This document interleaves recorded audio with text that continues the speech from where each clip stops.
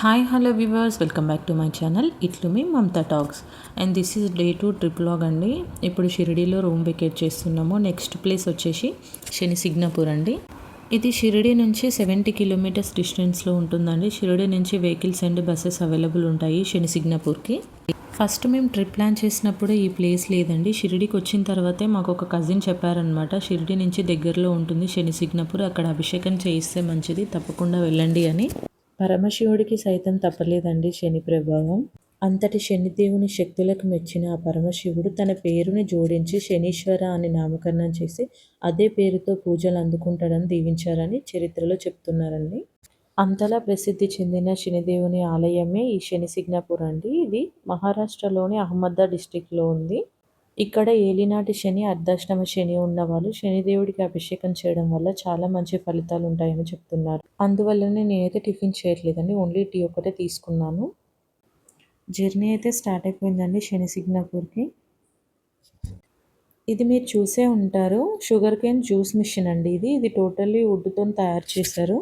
ఇంకా దీన్ని ఎద్దుని పెట్టుకొని మేనేజ్ చేస్తున్నారండి జ్యూస్ తీయడానికి. నాకైతే చాలా బాగా నచ్చింది. నేను తెలంగాణలో చూడలేదు. ఇప్పుడు అన్నీ ఎలక్ట్రానిక్ మిషన్సే ఉన్నాయి కదా, నాకు ఇది చాలా న్యాచురల్గా అనిపించింది.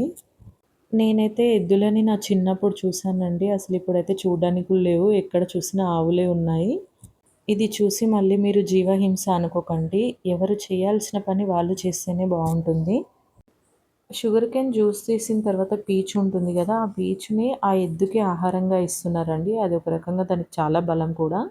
ఇంకా ఇక్కడ కొన్ని వాళ్ళు ఆర్గానిక్ ప్రోడక్ట్స్ కూడా సేల్ చేస్తున్నారండి. అది వచ్చేసి బెల్లం, ఇంకా amla juice and fruit mix jam అనమాట.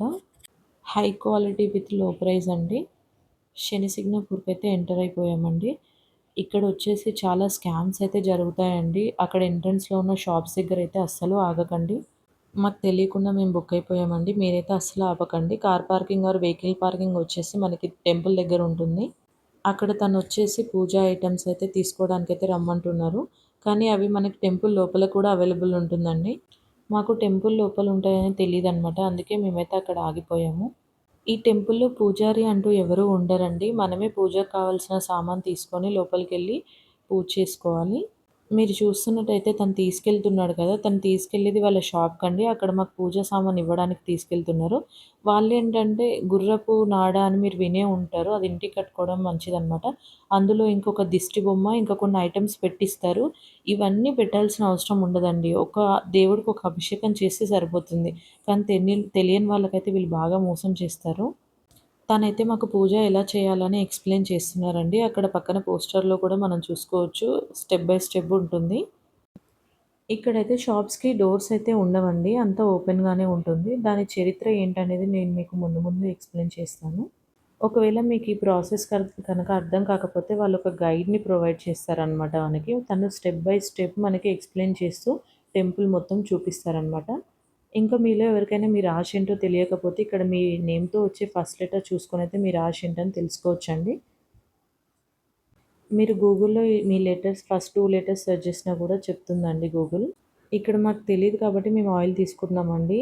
టెంపుల్ లోపల కూడా ఆయిల్ అవైలబుల్ ఉంటుంది. ఇక్కడ కాస్ట్ ఎక్కువ ఉంటుంది. టెంపుల్ లోపలైతే కాస్ట్ తక్కువ ఉంటుంది. ఇది టెంపుల్ ఎంట్రన్స్ అండి. శనిసిగ్నపూర్‌కి 300,000 ఇయర్స్ చరిత్ర అయితే ఉందన్నమాట. అంటే 300 సంవత్సరాల క్రితం ఒక భారీ వర్షం అయితే వచ్చిందంటండి ఈ ప్రాంతంలో.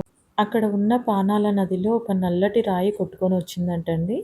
ఆ నల్లటి పెద్ద రాయిని ఒక గొర్రెల కాపరి తన కర్రతో కొట్టగా దాంట్లో నుంచి రక్తం వచ్చిందంట. అదే రోజు రాత్రి గ్రామ పెద్ద కలలోకి శనిదేవుడు వచ్చి అదే తన స్వయంభూ రూపమని ఆ శిలను పూజించమని ఆదేశించారంట. ఆ గ్రామ పెద్దలందరూ కలిసి దేవుణ్ణి బహిరంగంగానే, అంటే పైకప్పు ఏమీ లేకుండా ప్రతిష్ఠించారండి. ఈ ప్రాంతానికి మరో ప్రత్యేకత కూడా ఉందండి. ఇక్కడ ఇళ్ళకి, దుకాణాలకి తలుపులు ఉండవు. ఆ శనిదేవుని రక్షణ వలయం వల్ల ఇక్కడ దొంగతనాలు జరగవని ప్రజల నమ్మకం అండి. ఇక్కడ మా గైడ్ మాకైతే అంతా ఎక్స్‌ప్లెయిన్ చేస్తున్నారనమాట. ఏ సామాను వచ్చేసి ఎక్కడెక్కడ పెట్టాలి అనైతే తను చెప్తున్నాడు. ఇక్కడ నేను దుప్పట నా తలపైన వేసుకున్నాను కదా, అలా వేసుకోవాలని కూడా మా గైడ్ చెప్పారండి. మా గైడ్ నాకు చెప్పిన ఇంకో ముఖ్యమైన విషయం ఏంటంటే, మనం శనిదేవుడు ఎదురుంగా వెళ్ళినప్పుడు ఎదురుంగా ఉండి అసలు దండం పెట్టుకోకూడదంటండి.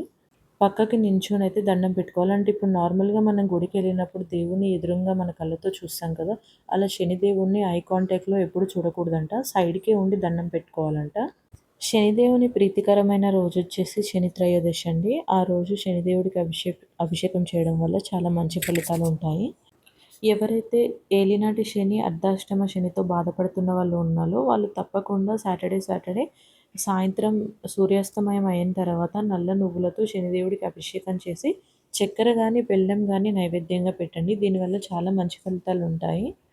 ఇక్కడ నేను నవధాన్యాలు సమర్పించి ఇంకా నూనె అయితే పోస్తున్నానండి. మనకి అక్కడ నూనె పోసే ప్రక్రియ శనిదేవుని పైన డైరెక్ట్‌గా కూడా చేయొచ్చు అభిషేకం. కానీ దానికి సెపరేట్ ఛార్జ్ ఉంటుంది. ఇంకా అక్కడ పోసినా కూడా శనిదేవుడి మీదికి వెళ్తుంది. పంప్‌లైన్ ద్వారా వాళ్ళు పంపిస్తారు. మనం తెలుసుకోవాల్సిన ఇంకో ముఖ్యమైన విషయం ఏంటంటే, శనిదేవుడికి ఎప్పుడూ ఎదురుంగా ఉండి దండం పెట్టుకోకూడదంటండి. సైడ్‌కుండి పెట్టుకోవాలంటే, మనం నార్మల్‌గా టెంపుల్స్‌కెళ్ళినప్పుడు ఐ కాంటాక్ట్‌తో దేవుడిని చూస్తూ మనం దర్శనం చేసుకుంటాం కదా! శనిదేవుడికి అలా చేసుకోకూడదంట. సైడ్‌కుండి చేసుకోవాలి. ఇంకా ఒక్కసారి దర్శనం చేసుకొని శనిదేవుడికి ముందుకు వెళ్ళిన తర్వాత మళ్ళీ వెనకకి తిరిగి చూడకూడదంటండి. ముందుకు అలాగే వెళ్ళిపోవాలి. ఇంకా ఇక్కడ మీరు చూసినట్టయితే శనిదేవునికి డైరెక్ట్ అభిషేకం చేస్తున్నారు కదా! దానికొచ్చేసి ఎక్స్‌ట్రా 500 అయితే ఛార్జ్ చేస్తారు.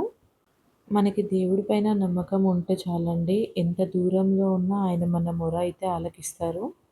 ఇక్కడితో శనిదేవుడి దర్శనం అయితే అయిపోయిందండి. నెక్స్ట్ వచ్చేసి నవగ్రహాల దర్శనానికైతే వెళ్తున్నాము.